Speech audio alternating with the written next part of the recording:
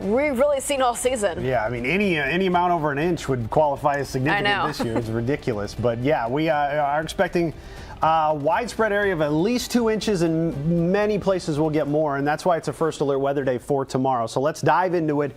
Not a lot has changed over the last 24 hours. What we're going to do is just kind of subtly tweak this as we get closer to tomorrow, but 2 to 5 inches of accumulation. Now, yeah, bump the high end up a little bit.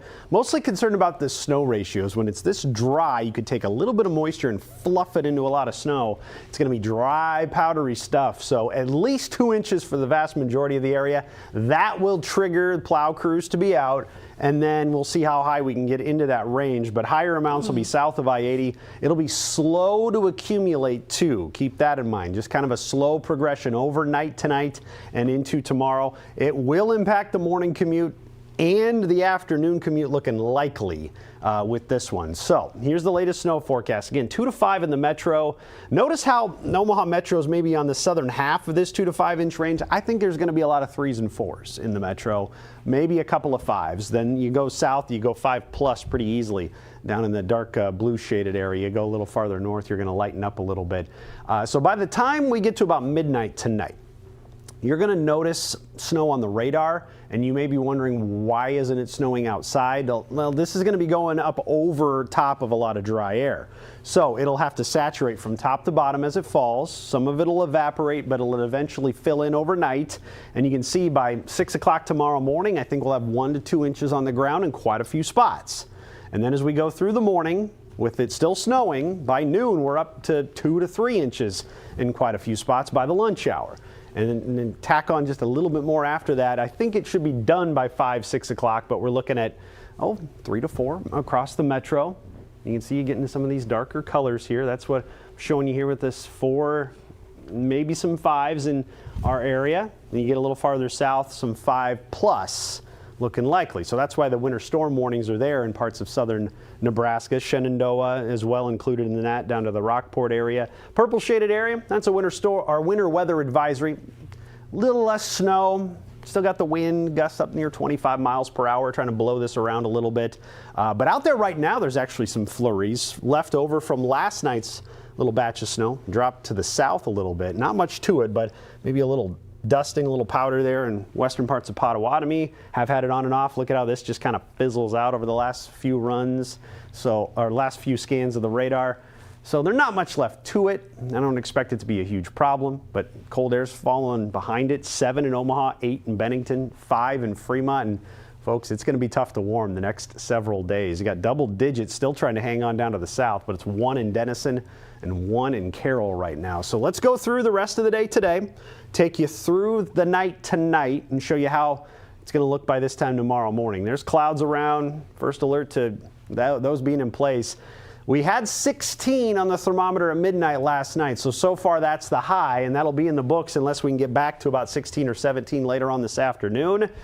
That's what we have, about 16 by 4 o'clock. Now, clouds moving in from the south, or snow trying to move in from the southwest. Again, you're going to see it on radar before you actually notice it falling and reaching the ground. By 10 o'clock tonight, a little bit more on the radar. Again, may not all be reaching the ground just yet, but then it just fills in more and more. And there we go, all the way through the night, right into tomorrow morning with some snow on the ground. More snow falling, and that Wednesday morning commute not looking good. So kids, teachers, if you're looking for a snow day, it's your best shot in a while. We'll see how it goes during the day today.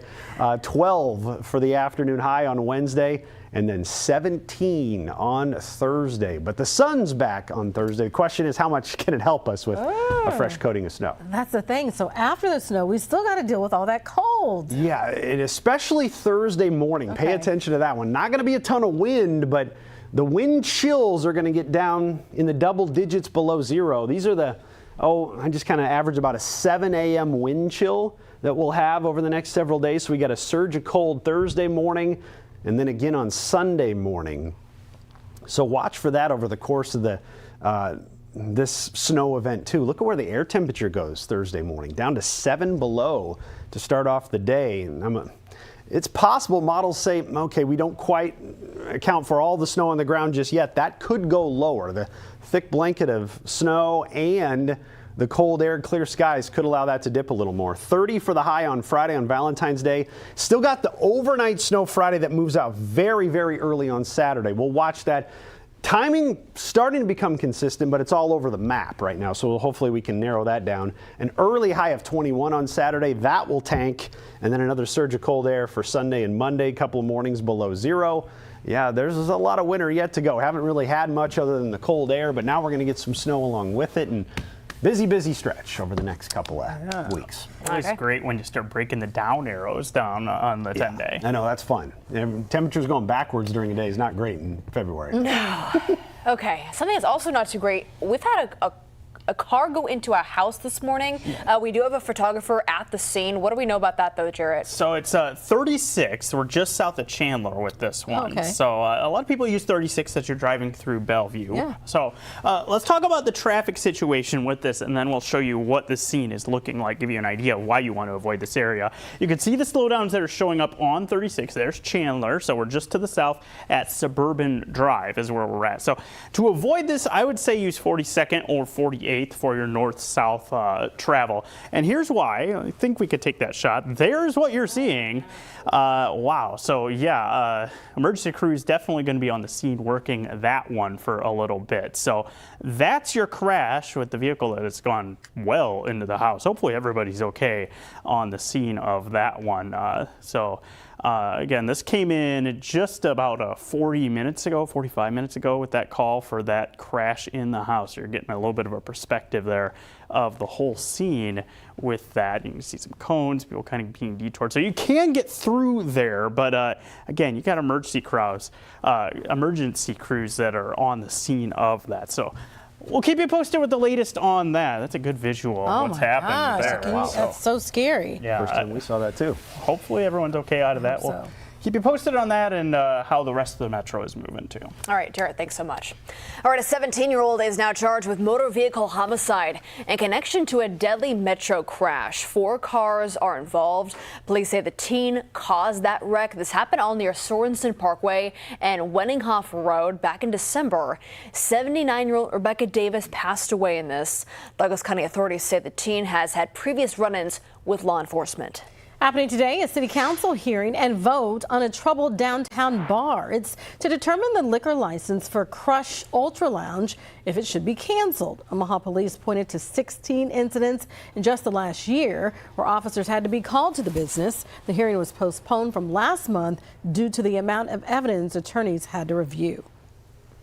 In the meantime, happening today, a bond election for Millard Public Schools. District officials plan to use that $158 million bond to renovate older schools and to update security. If you're dropping off your ballot at an election or drop box, the deadline to do so is 5 p.m. We have a full list of drop-off locations up at our website. That's at firstalerts6.com. All right, I'm here with Maria at the safety desk. And Maria, you have some important news for people who use a lot of hair products. Yeah, we hear a lot of the times that these cosmetic products might have things in them that are not good for you. And there's another one that we want to first alert you to. So the chemical formaldehyde, it is used in many cosmetics, but there is a question of how much longer it might be in them. So the FDA is proposing banning formaldehyde in hair straighteners where it is pretty commonly used, actually. So the chemical is a known carcinogen, but the Trump administration put a freeze on all new rules that have not been sent to the Federal Register yet. So that means the ban could die or it could just be delayed a little bit. Another option, though, they could actually limit the amount of formaldehyde allowed in the products, so there would still be a little bit left instead of banning it outright. So this chemical is in a lot of hair products that are marketed for straightening specifically, and it is in products that are used in both salons and at home. So chances are you might have something that has I know a lot of hairdressers have refused to use the straighteners anymore because of that. Yep. All right, you have some other good information for parents. So parents, listen up. Maria's going to school us about gaming. I know, online gaming. We've talked about it a couple times here before. You know, it can be fun. Of course, a lot of kids play games online. Educational too sometimes, but it can also be a big source of stress for many parents. But there are some things that you can do to keep your kids safe online while they are on there. So according to the Pew Research Center, 80% of teens say that harassment while playing video games is a big issue for their friends. 41% say that they've been called an offensive name themselves. So while gaming today exactly is Safer Internet Day, and it aims to create a safer internet where people use technology responsibly. So there is one expert who I spoke with from Roblox. She says when it comes to parents starting a conversation with their kids about online safety, you want to do a few things. The first, actually, get on the game yourself, play it, and look around, see what it is like. And she says that showing a genuine interest in their interests, that can get the ball rolling. If you start with a positive conversation, then if they have any kind of negative experiences, they'll feel much more open to come to you and talk to you about it, because you've reassured them that they're not in trouble and their privileges aren't going to get taken away, that you really just want to hear about their experience. Remember a little bit ago, a couple months ago at the end of 2024, we also spoke with Roblox about some of those new features that they have on their app that are aimed at keeping younger players safe. And this includes parents having access to their kids' controls. And then they also put some specific content limitations as far as what young kids can see on the app, which is really, really important. I love that. I remember the first time I did play Fortnite with my kids. Quite the experience, but it does get the conversation going. You know what they're going through and what they like. No good at it, by the way, in case you're wondering. All right. Maria Kate reporting from the safety desk. Thank you. We'll be right back, everybody.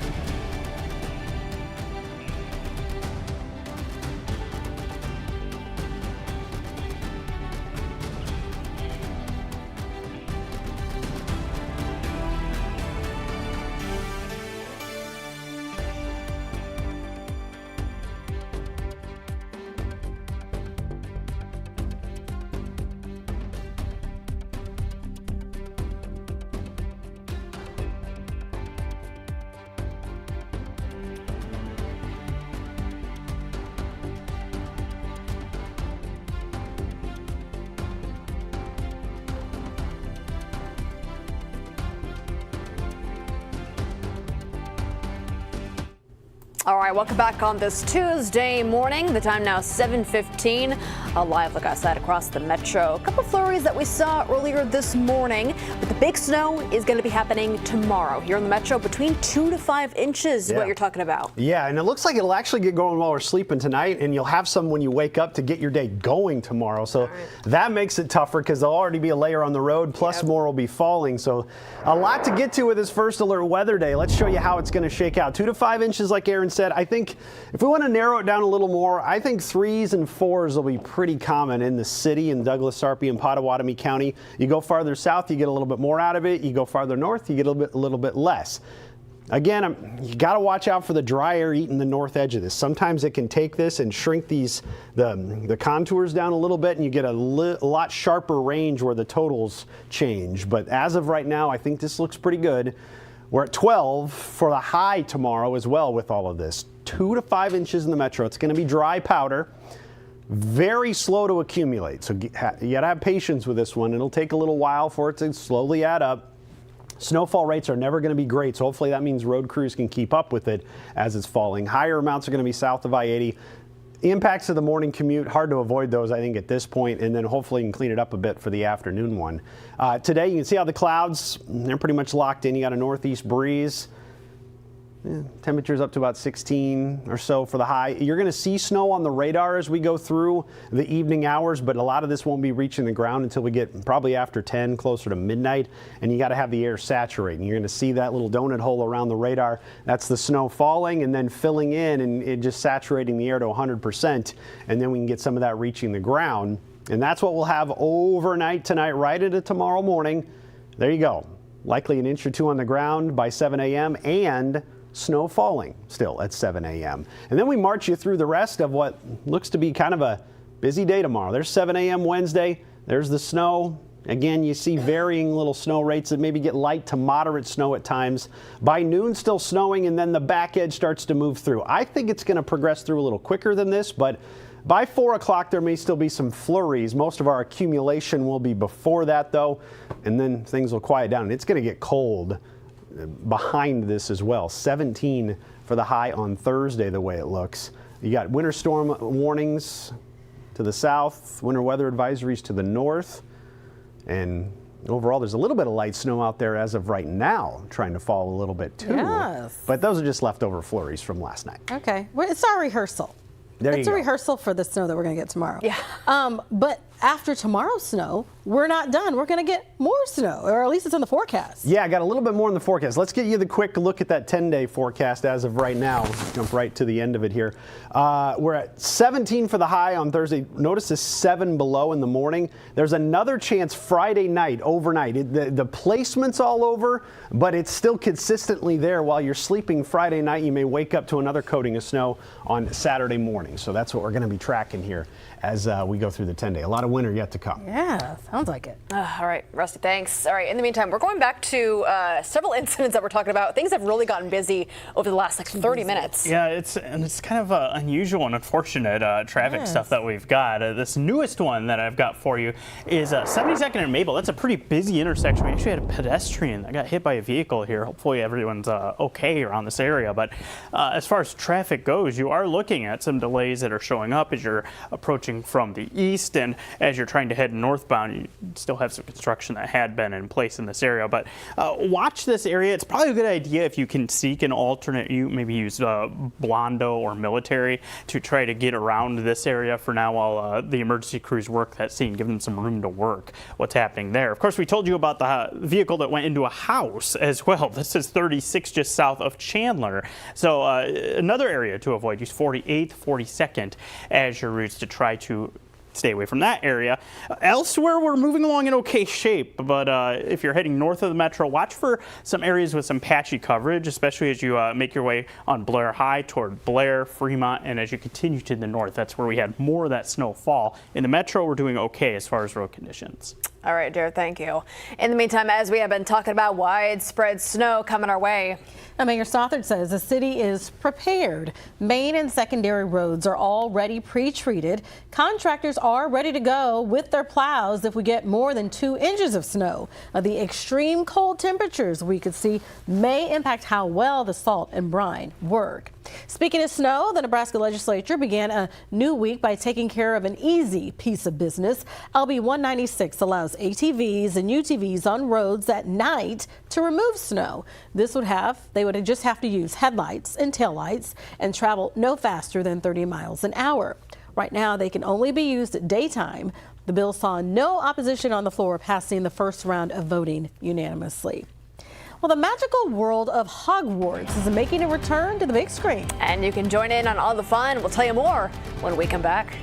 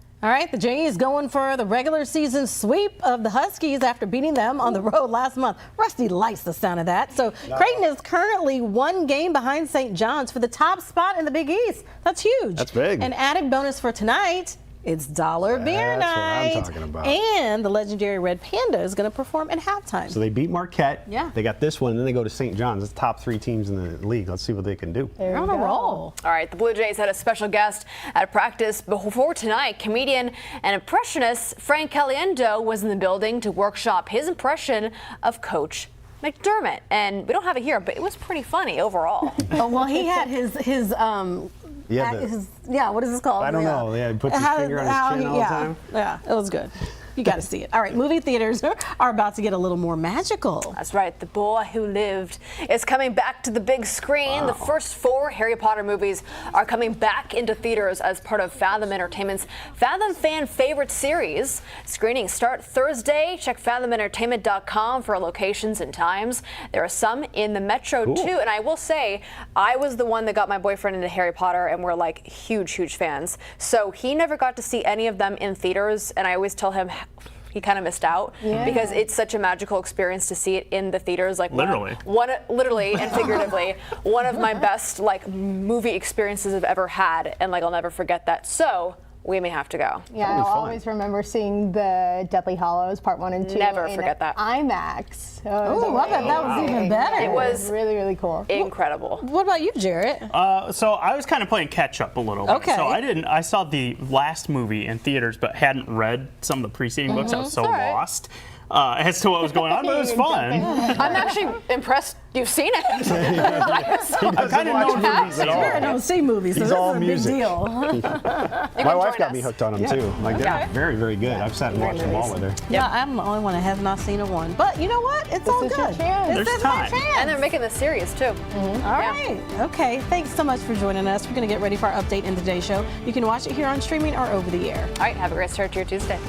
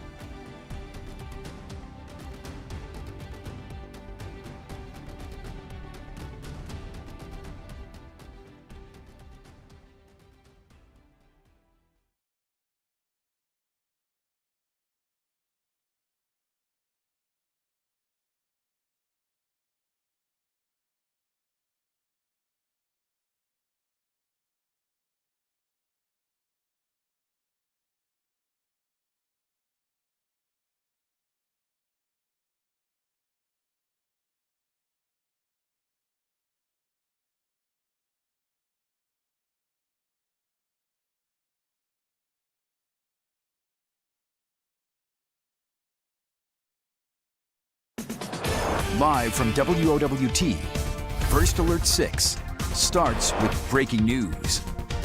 That breaking news this morning, a car is into a house in Bellevue. This all happened just before 6:30 this morning. This is a live look at the scene at 36th and Suburban Drive. Bellevue police has told our photographer who is at the scene the homeowner drove into their own home. They were taken to the hospital to get checked out. No reports, though, of any major injuries. MUD is at the scene to make sure the house is still structurally sound. Investigators are trying to figure out what caused that driver to go into their home. We'll hope to have more details about this really soon. Now, for more on how this crash is impacting traffic, let's get to Jared with First Alert. Yeah, you heard MUD still on the scene, and probably some emergency crews as well working that area. So slow on 36, you can get through there, but it may be a good idea to seek an alternate route. You can use 42nd, you can see that starting to slow down as well, or 48th, another option to go north-south through this area. We unfortunately have another crash I have to tell you about. This is a pedestrian that's been hit by a vehicle, 72nd and Maple. Hopefully everyone okay with that one, but you can see some delays that are showing up there as well. You can use Blondo or Military as options to avoid this area if you need to use east and west travel through there. You're heading north of the metro. Watch for a few areas with some slick spots as a result of snow that fell overnight. Let's check in with Rusty for the latest on that. Yeah, just a little dusting out there in some spots, and you can see a little bit of that left over, some flurry activity. trying to hang on, but there's not too much left out there, and the colder air spilling in behind this from the north, down to 0 in Denison and Carroll, 7 in Omaha, 9 in Plattsmouth as of right now. So a lot of single digits settling in, and cold's the name of the game for a while. We can get up to about 16 or so for the high this afternoon. You have clouds around pretty much all day today, and then later on tonight, they'll start to produce a little more snow in the area, to the point where I think we'll see the radar kind of look like this by 7 o'clock, but a lot of this won't be reaching the ground just yet. It'll try to fill in as the night goes along, and that'll be the case, especially after midnight. More and more snow falling, leading into our first alert weather day on Wednesday, where 2 to 5 inches of snow falls by the time it wraps up Wednesday afternoon. We're back in a half hour.